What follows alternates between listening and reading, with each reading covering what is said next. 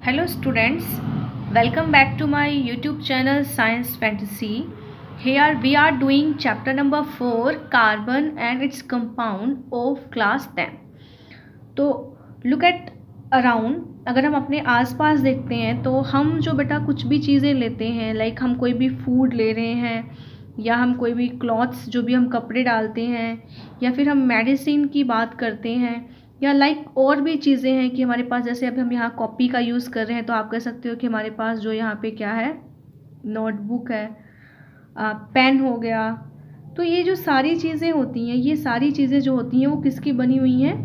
Carbon की बनी हुई हैं। यानी कि अर्थ के क्रस्ट पे जो कार्बन का कंटेंट है वो बहुत ज़्यादा क्या है, लार्ज है। लार्ज कार्बन कंटेंट जो है वो अर्थ के क्रस्ट पे जो है वो प्रेजेंट है।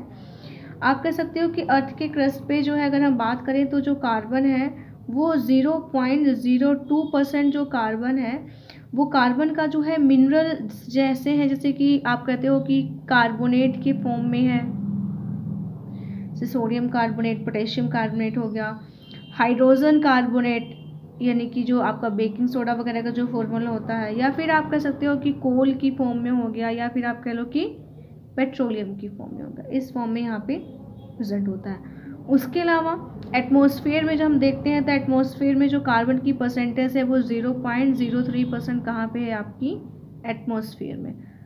अर्थ के क्रस्ट का मतलब जो धरती की सतह है उसके अंदर 0.02% है, और एटमॉस्फेयर में 0.03% जो है वो आपका एक्चुअल में क्या होता है, कार्बन का जो एक ऑक्साइड है, कार्बन डाइऑक्साइड, वो यहाँ पे क्या होता है, प्रेजेंट होता है। इसके अलावा स्मॉल अमाउंट में जो कार्बन होता है वो नेचर में और भी प्रेजेंट होता है। तो कार्बन की जो इम्पोर्टेंस है वो बहुत ज़्यादा है। तो जो कार्बन, इस चैप्टर में हम कार्बन और उसके कंपाउंड के बारे में पढ़ेंगे, बिकॉज हमारी जो पूरी बॉडी है, यू कैन से कि अगर हेड में जो आपके हेयर्स हैं वहाँ से स्टार्ट करें, अगर बॉडी में पूरा ट्रैवल करते हुए जो फुट्स के नेल्स तक आते हैं तो वो कंप्लीट जो है हमारा किसका बना हुआ है, कार्बन का बना हुआ है। हम जो है कार्बन का जो बना हुआ है तो किस तरह की जो बॉन्डिंग होती है वो कार्बन में वहाँ पे होती है। तो हम कार्बन की बॉन्डिंग की बात करेंगे और किस तरह से वो आपने प्रीवियस चैप्टर में जो है आयनिक कंपाउंड के बारे में पढ़ा हुआ है। तो यहाँ पे हम कुछ जो आपके कंपाउंड्स पढ़ेंगे, जैसे आयनिक कंपाउंड्स थे उनकी मेल्टिंग बॉइलिंग पॉइंट हाई था, जैसे NaCl हो गया, इलेक्ट्रिसिटी को कंडक्ट करते थे सोल्यूशन या मॉल्टन फॉर्म में। सॉलिड स्टेट में इलेक्ट्रिसिटी को वो कंडक्ट नहीं करते थे। उनके बीच में नेचर ऑफ बॉन्डिंग क्या था वो सारा हमने लास्ट चैप्टर मेटल और नॉन मेटल में यहाँ पे किया हुआ है। तो जो आपके कार्बन के कंपाउंड होते हैं, जनरली अगर हम कार्बन के कंपाउंड की बात करते हैं तो they are the poor conductor of electricity. जो आपके कार्बन के कंपाउंड्स होते हैं वो इलेक्ट्रिसिटी के क्या होते हैं, पुअर कंडक्टर होते हैं। वो इजीली जो है इलेक्ट्रिसिटी को कंडक्ट नहीं करते हैं। इन केस में इनका लो मेल्टिंग और बॉइलिंग पॉइंट होता है, low melting and boiling point, मतलब कम टेम्परेचर पे ये बॉयल भी कर जाते हैं और मेल्ट भी कर जाते हैं। फॉर एग्जांपल अगर मैं बात करती हूँ एसिटिक एसिड की, तो जो मेरे पास एसिटिक एसिड है उसका 290 केल्विन तो मेल्टिंग पॉइंट है और 391 केल्विन जो है वो क्या है, उसका बॉइलिंग पॉइंट है। सिमिलरली अगर मैं क्लोरोफॉर्म की बात करती हूँ तो जो मेरे पास क्लोरोफॉर्म है उसका मेल्टिंग पॉइंट 209 केल्विन है एंड बॉइलिंग पॉइंट 334 केल्विन है।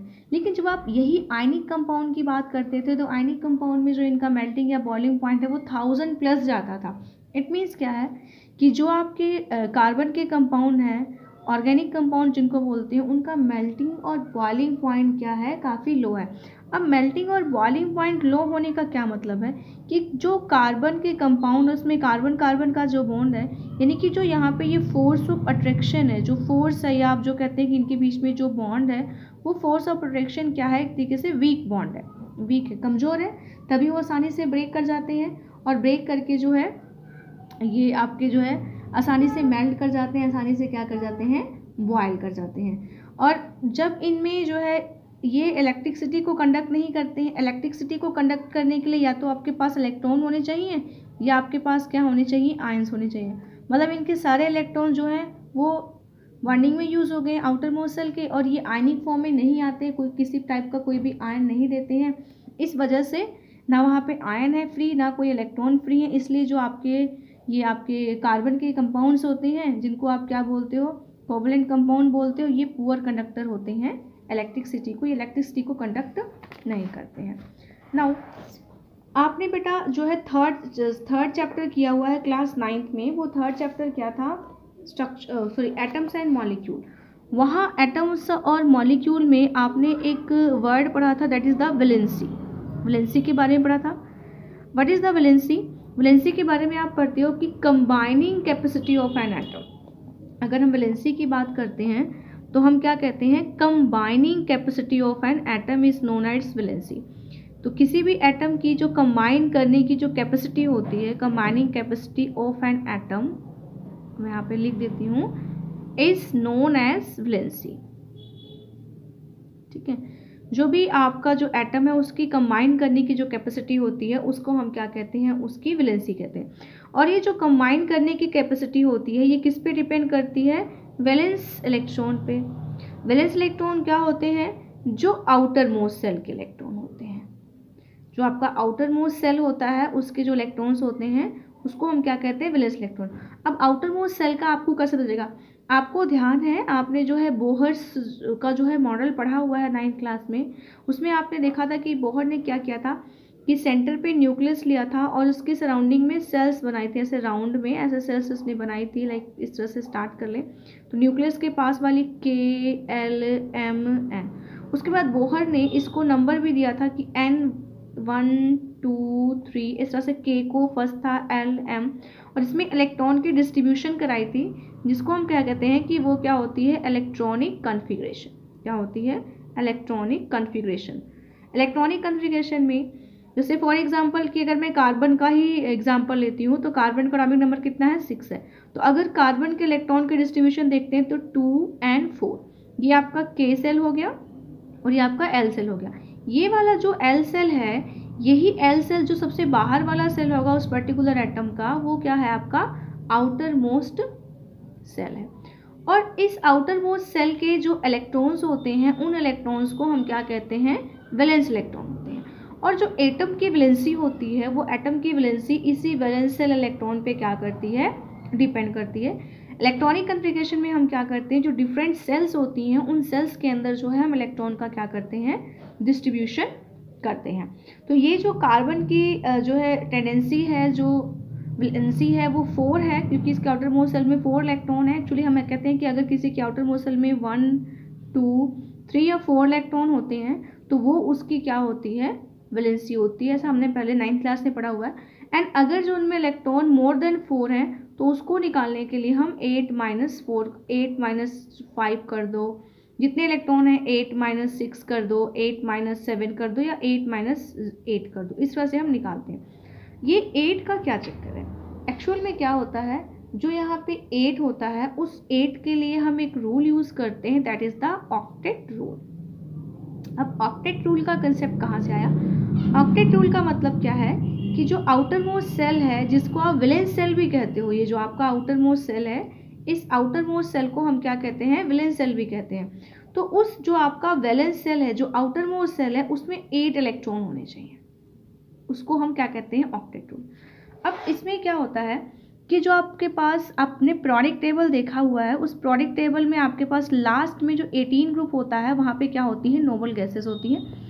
नोबल गैसेस जो होती हैं उस ऑक्टेट रूल को क्या करती हैं, फॉलो करती हैं। मतलब उनके आउटर मोस्ट सेल में क्या होता है, 8 इलेक्ट्रॉन होता है। और वो जो नोबल गैसेस होती हैं वो क्या होती हैं, स्टेबल होती हैं। स्टेबल होने का मतलब क्या है, इनर्ट होती हैं। इनर्ट का मतलब क्या है, वो किसी चीज़ के साथ कोई भी रिएक्शन नहीं करती हैं। तो लाइफ में हम सभी का एक ही मोटिव होता है कि हम स्टडी कर रहे हैं या कुछ भी कर रहे हैं, हम एक परफेक्ट जॉब लें और स्टेबल हो जाए। सिमिलरली जो एटम्स होते हैं वो भी लॉजिक अप्लाई करते हैं कि वो क्या करें, किसी भी टाइप से इलेक्ट्रॉन को कैसे भी करें, एडजस्ट करें और क्या हो जाए, एक स्टेबिलिटी का जो है वो अटेन कर लें, एक स्टेबिलिटी अटेन कर लें। तो स्टेबिलिटी कब आती है, जब कोई भी जो एटम होता है वो क्या करता है, ये जो नोबल गैस वाली कॉन्फ़िगरेशन है, वो नोबल गैस वाली कॉन्फ़िगरेशन क्या करता है, अटेन करता है। तो नोबल गैस कॉन्फ़िगरेशन क्या है? अब आपकी नोबल गैस कौन सी है? हीलियम है, नियोन है, ऑर्गन है, क्रिप्टॉन है, जेनॉन है और रेडॉन है। इनका एटॉमिक नंबर क्या है? 2, 10, 18, 36, 54 और एक ये है 86। तो हर एक पूरे प्रोडिक्ट टेबल में जो 118 एलिमेंट हैं वो ये चाहते हैं कि जो है ये वाले जो हैं या तो उनके आउटर मोस्ट सेल में 2 आ जाएं, 10 आ जाएं, 18 आ जाएं, 36 आ जाएं, मतलब total electron outer most shell में नहीं, आउटर मोस्ट सेल में उन्होंने कितने करने हैं? 8 करने हैं ऑक्टेट रूल के लिए, बट टोटल इतने इलेक्ट्रॉन आ जाए, मतलब उनकी जो नियरेस्ट नोबल गैस होती है वो करें। अब इनकी जो कन्फिग्रेशन है वो दो तरीके से करते हैं, आइदर लॉस ऑफ इलेक्ट्रॉन और आइदर गेन ऑफ इलेक्ट्रॉन।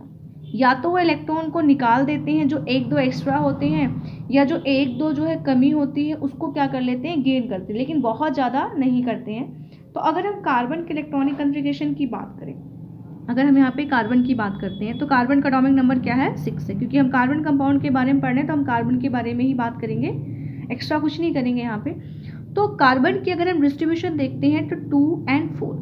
अब कार्बन के आउटर मोस्ट सेल में कितने इलेक्ट्रॉन है? 4 इलेक्ट्रॉन है, जो कि क्या है? इसके वैलेंस इलेक्ट्रॉन है। ओके, वैलेंस इलेक्ट्रॉन है।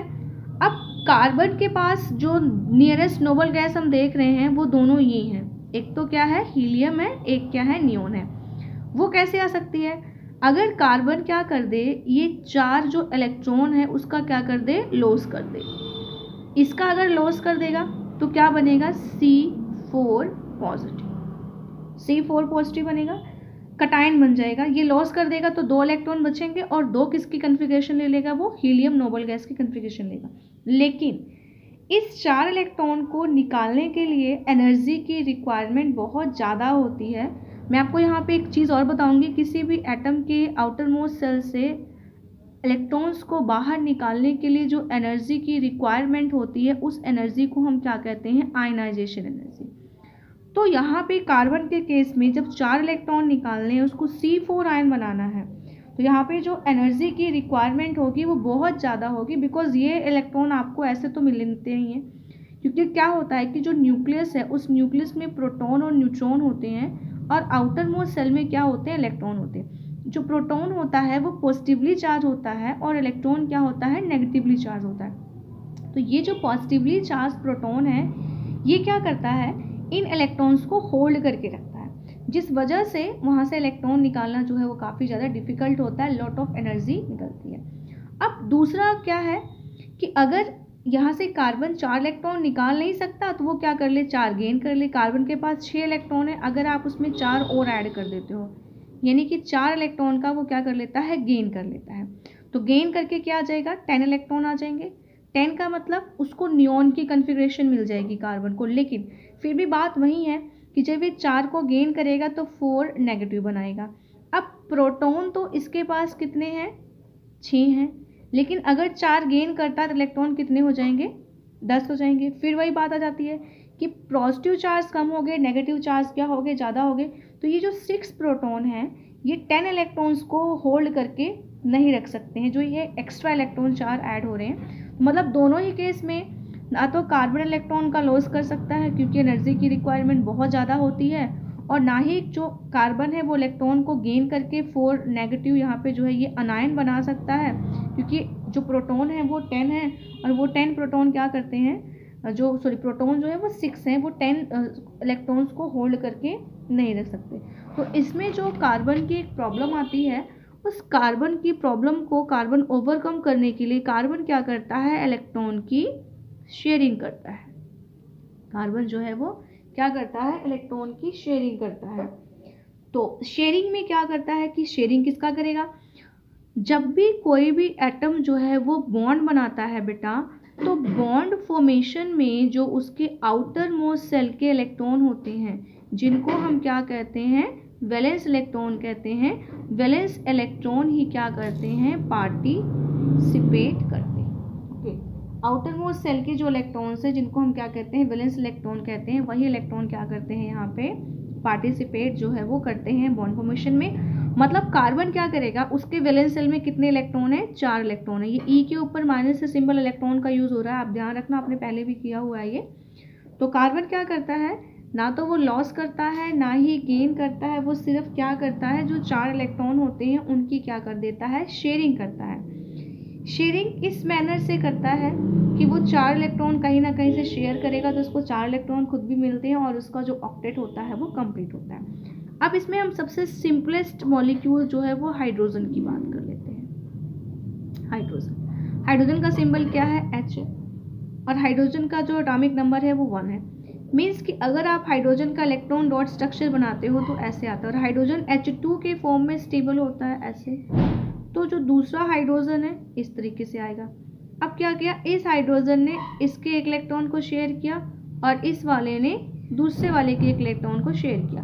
अब इसमें क्या हो गया, 2 आ गए, 2 इसके पास आके, और 2 लेने के बाद इन्होंने किसकी ले ली, हीलियम गैस की कॉन्फ़िगरेशन जो है यहाँ पे ले लेते हैं। एक बॉन्ड को बनाने के लिए हमें 2 इलेक्ट्रॉन की रिक्वायरमेंट होती है, यानी कि यहाँ पे 2 इलेक्ट्रॉन कॉमन आ गए तो हाइड्रोजन के बीच में एक बॉन्ड बनेगा जो हम कहेंगे उसको सिंगल बॉन्ड। कौन सा बॉन्ड कहते हैं, सिंगल बॉन्ड।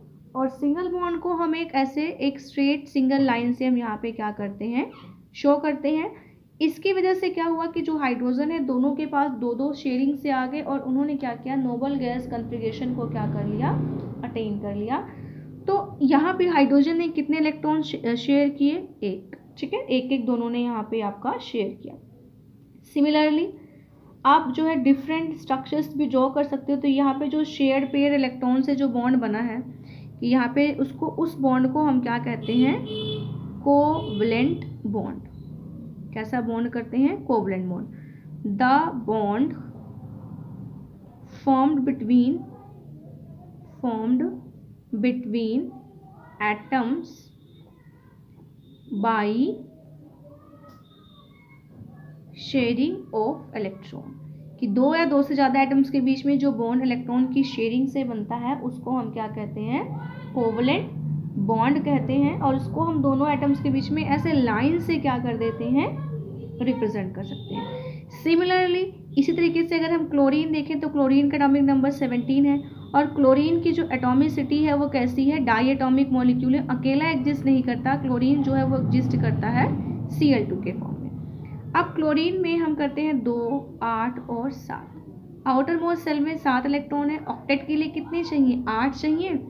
या अगर हम कहें 17 है तो आर्गन जो है आपकी जो नोबल गैस है जिसका एटॉमिक नंबर क्या है, 18, इसको 18 करना था, ये 1 इलेक्ट्रॉन की शेयरिंग करेगा।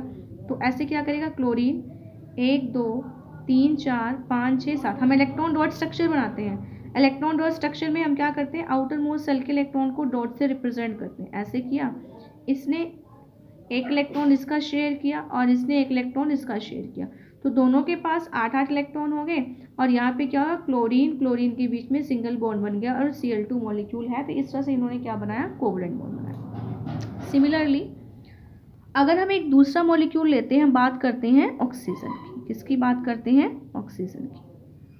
ऑक्सीजन का जो एटॉमिक नंबर होता है वो, ऑक्सीजन का एटॉमिक नंबर कितना होता है, 8, और अगली जो नोबल गैस होती है नियोन, उसका कितना होता है, 10। यानी कि ऑक्सीजन में अगर हम 8 में से जो है माइनस करते हैं तो 2 इलेक्ट्रॉन की कमी होती है। मीन्स क्या है कि ऑक्सीजन जो है 2 इलेक्ट्रॉन की क्या करेगा, शेयरिंग करेगा। तो ऑक्सीजन जो है वो भी डायटोमिक मॉलिक्यूल है, वो O2 के फॉर्म में एग्जिस्ट करता है। तो हम करेंगे 2, 2, 4, 2, 6। 2, 6 क्यों लिखा बेटा, ऑक्सीजन का एटॉमिक नंबर कितना होता है, 8, इलेक्ट्रॉनिक कन्फिगरेशन निकालते हो 2, ठीक है, और 8 करोगे तो 10 हो जाएगा, तो 2 और 6 यहाँ पे आता है, ठीक है, 6 और 2 8। और आउटर मोस्ट सेल क्या है, ये रहा, इसमें 6 इलेक्ट्रॉन है तो मैंने यहाँ पे 6 डॉट लगाया।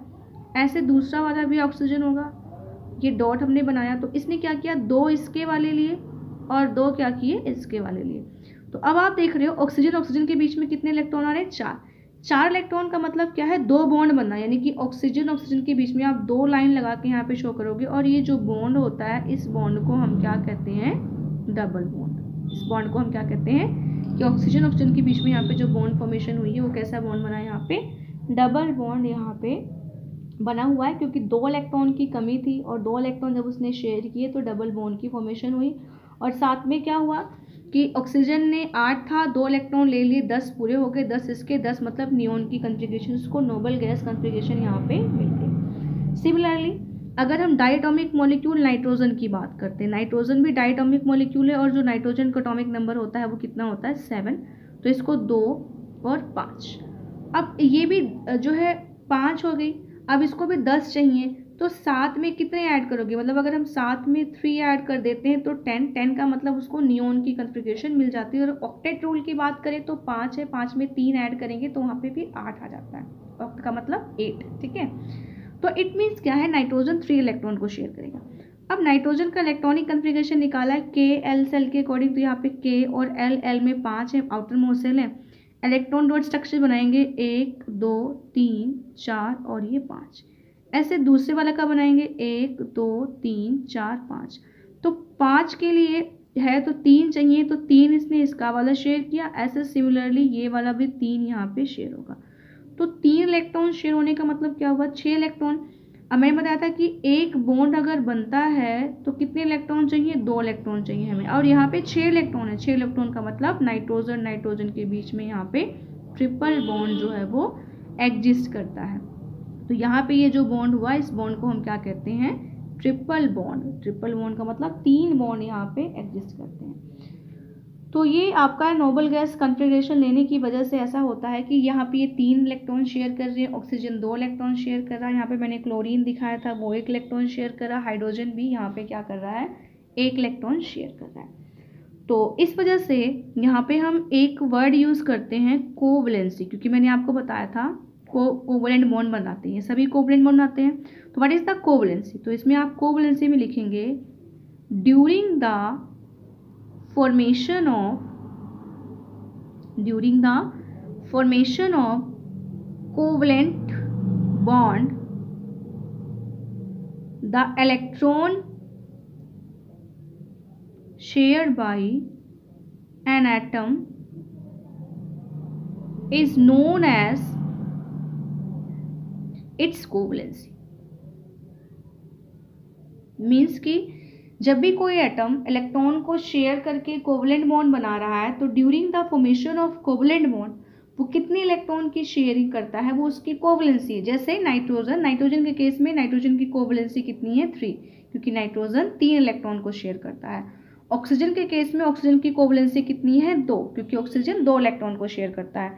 क्लोरीन के केस में इसकी कोवैलेंसी कितनी है 1, क्योंकि क्लोरीन क्या करता है, 1 इलेक्ट्रॉन को क्या करता है, शेयर करता है। तो अब हम कार्बन के एक सिंपलेस्ट कंपाउंड की बात करते हैं कि जो हमारा एक सिंपलेस्ट सबसे फर्स्ट वाला है वो है क्या आपका है मीथेन।